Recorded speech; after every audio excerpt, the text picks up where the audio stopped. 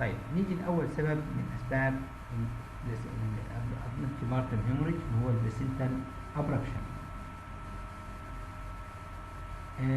Placental abruption, it is defined as separation of anormally sighted placenta. Separation anormally sighted placenta. ايه الباثوفيسيولوجي بتاع البلاسنتال separation؟ المفروض نورمالي البلاسنتا تبقى attached to the uterus، لكن invasion of the trophoblast stop short of the myometrium، ما بيعملش invasion للمyometrium، ويبقى في لاير ما بين الميومتريوم والبلاسنتا من الديسيدوا. intervening part of this الديسيدوا بيبقى اسمه ريتروبلاسنتال سبيس او اسمه نيتابوخ لاير. نيتابوخ لاير دي تبقى كافية انها تحتفظ بالحمل طوال الحمل، تحتفظ بالبلاسنتا attached to the uterus، وكافية ان هي تعمل normal easy separation of the placenta after delivery. السبيس ده weak point، لو حصل فيه separation اثناء البريجنانسي هيحصل ريتروبلاسنتال هيماتوما. الهيماتوما دي تكبر تعمل more separation and so on. لو السيبريشن ده قاعد من غير ما يحصل trickling للبلد outside يبقى اسمه concealed hemorrhage، لكن مع مرور الوقت الكونسيل ده ممكن يبقى ايه، يطلع جزء منه بره. لما يحصل السيبريشن ده يوصل الى الايدج بتاعت البلاسنتا، هيفصل البلاسنتا، يفصل الممبرينز ويطلع لبره، يبقى ريفيل.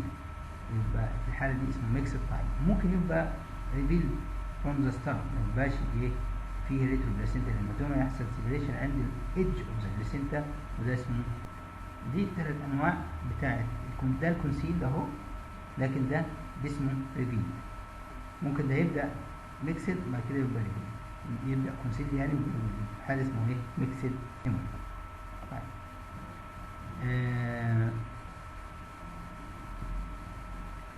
السيبريشن اوف ذا بلاسنتا يؤدي الى ريليز اوف بروستاجلاندين، وده بيبدا يعمل كونتراكشن في اليوترس، وعشان كده العيانين دول معظمهم بيجوا الليبر. تمام. بالاضافه لانه المايومتريوم ممكن يدخل فيه البلاد فيزلز، سوري البلاد كولكتد ده، ويدستكت الماسل لايرز، ويعمل ما يسمى كوبلير يوترس. يبقى اليوترس يتحول الى بلوش discoloration due to presence of blood، وده ما بيتعرفش غير انترا اوبراتيف، يعني اثناء احنا بنعمل سيزاريان سيكشن نلاقي اليوترس بلوش. طيب ايه البريدسبوزنج فاكتور فور بلاسنتال ابربشن؟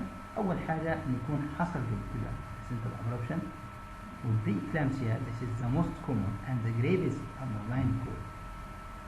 يعني لو عيان عندها بلاسنتال ابربشن نفكر على طول انه ممكن يكون عندها بلاسنتال بري اكلامسيا. ممكن احنا نتجه بس للتفكير على الى بلاسنتال ابربشن وما ناخدش بالنا ان العيان عندها بري اكلامسيا، ونقول خلاص نتعامل معانا ان بلاسنتال ابربشن، وممكن كمان يبقى ضغطها كويس نتيجه لان هو كان عالي نتيجه لوس اوف بلاد انتريتو بلاسنتال سبيس او اكسترنالي ريفيل. خلاص العيان يسموه ديكابيتيتد بلاد بريشر، نزل البلاد بريشر، فانت هتلاقي البلاد بريشر كويس خلاص مش داعي. عشان كده هنقول في الاسسمنت ان لازم العيانه حتى لو البلاد بريشر كويس لازم يعمل البوم، ممكن تطلع بريكامس.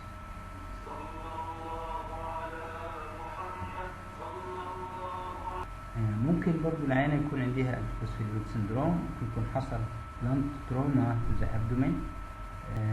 لو حصل ربشة ممبرين وعيانة عندها اوفر سايز ابدومين ديو تو بوليهيدراميوس، sudden drop in the intrauterine pressure ده ممكن يعمل سيبريشن. برضو other risk factors زي الادفانسد maternal age والمالتيباريتي والاسيستد كونسبشن. طيب العيانة هتشتكي بايه؟ هتشتكي غالبا ببين، ممكن يبقى فيه فاجينال بليدنج او مفيش. تمام. الساينس هنلاقي تاكيكارديا هايبوتنشن في حالات السيفير. it must be noticed that blood pressure may be within normal زي ما قلنا في حالات البريكلامسيا. اليوترس بيبقى تانيكالي كونتراكت، ده كاركترستيك في حالات ايه؟ حالات البلاسنتال سيبريشن، تانيكالي كونتراكتد يوترس، على عكس ما هيجي بعد كده في البلاسنتال فيبيا هنلاقي اليوترس ايه؟ لاكس. دي مهمة جدا. احيانا في الايرلي كيسز يبقى السيبريشن بيبقى صغير خالص with release of prostaglandin بكمية قليلة، يحصل rhythmic contraction، وفي الحالة دي ممكن احنا نخطأ في الدياجنوز ونقول دي بريكيرم ليبر. لكن لو عملنا اسسمنت كويس ممكن نلاقي فيه area of separation، عينة اتحطت اندر فولو اب وتعمل لها further follow up، هتلاقي الامور بدأت واضحة جدا ان ده بلاسنتال separation.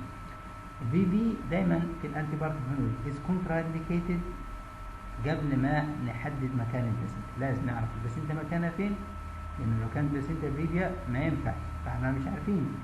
واحد عندها انتيبارتم مش عارفين ده البلاسنتا بريفيا ولا أبربش البلاسنتا، بنعمل الترا ساوند، لو لقيناها بلاسنتا ابربشن ما فيش مشكلة، نعمل بي بي اكزامينيشن، لأنه في الحالة دي ممكن تطلع العيانة الليبر وناخد قرار في الايه الديسيجن از ريجارد روت اوف ديليفري فاجينال اور سيزيريان. طيب الفيتال ساوند غالبا بيبقى فيه فيتال ستريس، واحيانا يبقى فيه انتراوتراين فيتال ستريس. طيب ده يترتب عليه انه اي عيانه عندها انتراوتراين فيتال ستريس لازم تبقى evaluated for the presence of pre-eclampsia. تمام؟ حتى قلنا لو blood pressure normal وبلاسنتال separation. common association ان احنا نلاقي بلاسنتال separation pre-eclampsia intrauterine fetal ستريس. فأي عينة دون الوزن لازم نقيمها، نقيس البلد بريشر ونعمل بروتينوريا وأسس فور ايفيدنس اوف سيبريشن. ممكن عينة تجيب أكيوت أبدومينال بين، فاجينال بليدنج، سيسيشن اوف فيتال بوديس سيمبتومز. طيب الكومبليكيشنز ممكن تدخل في هايبوفوليميك شوك نتيجة للوس اوف بلد الكتير، وممكن تدخل في كومبليكيشن من الاندرلاين كوز زي في حالة الإكلامسيا، يحصل إكلامسيا والسندروم. ممكن نتيجة للوس اوف بلد وريليز اوف تيشو ثرومبوبلاستين يحصل ايه دي اي سي disseminated intravascular coagulation. دي اي سي بيحصل لسببين هنا، السبب الاولاني هو ريليز اوف ثرومبوبلاستين، والسبب الثاني ان العينه دخلت في سيفير بليدنج وشوك، هيحصل اكتيفيشن هايبوكسيا اوف ذا اندوثيليوم، ويترتب عليه بعد كده occurrence of دي اي سي زي ما هنشوف في حالات البوست بارتم هيموريج. البوست بارتم هيموريج برضه ممكن العيان تدخل في دي اي سي نتيجه ل سكيميك تشينج تحصل في الاندوثيليوم في البريفرال تيشوز.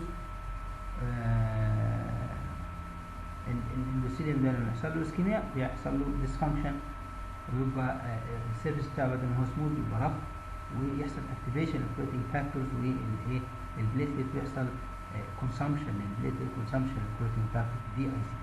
طيب ممكن يحصل رابشر يوترس يوتراين هايبرستيشن، ممكن بعد كده تدخل العيانه في بوست بارتم هيموريج يعني بقى تونيك بوست بارتم هيموريج، ممكن يبقى تروماتيك رابشر يوترس، البيبي طبعا ممكن انتراوتراين فيتال ستريس. ايه الانفستيجيشن اللي هتفيدنا؟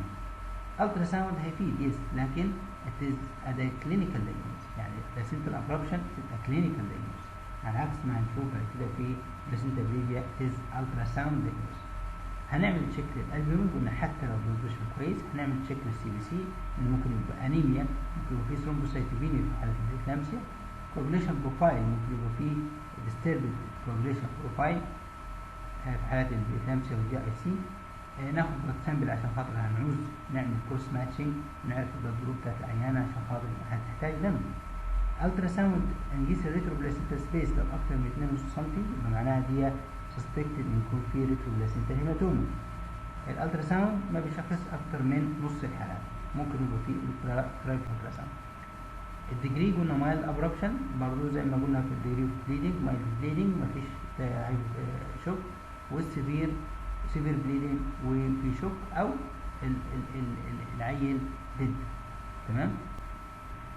المانجمنت اوف انتيبارتم هيموريج it is an emergency situation زي البوست بارتم هيموريج requires management by team، يعني calling for help in a well equipped hospital الام ممكن تبقى ترانسفير الامبولانس في اذا كان المكان اللي حصل فيه انتيبارتم هيموريج مش ويل equipped، لكن بعد الانيشال ريسوسيتيشن ولازم تبقى توازن ما بين التايم اللي انا هتتنقل فيه ممكن تموت في الطريق، يبقى انت لازم تبقى توازن ما بين الديسيجن هتقدر هتستفاد من نقلها ولا مش هتستفاد. الانيشال مانجمنت ريسوسيتيشن بيعتمد على اي بي سي دي العاديه زي المانجمنت ايروي مانجمنت مينتين اوف ايروي في بريفنج اند مينتين اوف سيركيوليشن عن طريق ان احنا بنحط 2 وايت كانولا ونبدا ندي كريستالويدز بعد كلويد بعد كده ندي بلاد لما يبقى البلاد افيلابل. كوربول هيد سونيور ريسوسيتيشن اند ستيت بلاد تانك بوزيشن therefore the team is required to including النيرس عدد من النيرس كيرز عشان خاطر يبقى ايه في تعاون في مثل هذه الحالات. محتاجين بلاد كروس ماتش بلاد لازم فريش فور ذا بلازما. prepare a bed in the ICU. طبعا من العام مش تدخل ICU او انها تبقى او تحضر المستشفى، لكن لازم يبقى في مكان في ICU علشان management of complication او deterioration من الحالة بعد intervention او قبل او بعد intervention او عشان خاطر مسألة blood transfusion لازم يكون في مكان في ICU. الفولو اب بتاع العيانة اللي عندها placenta abruption عن طريق vital signs واليورين اوتبوت و الفانجل ليفل.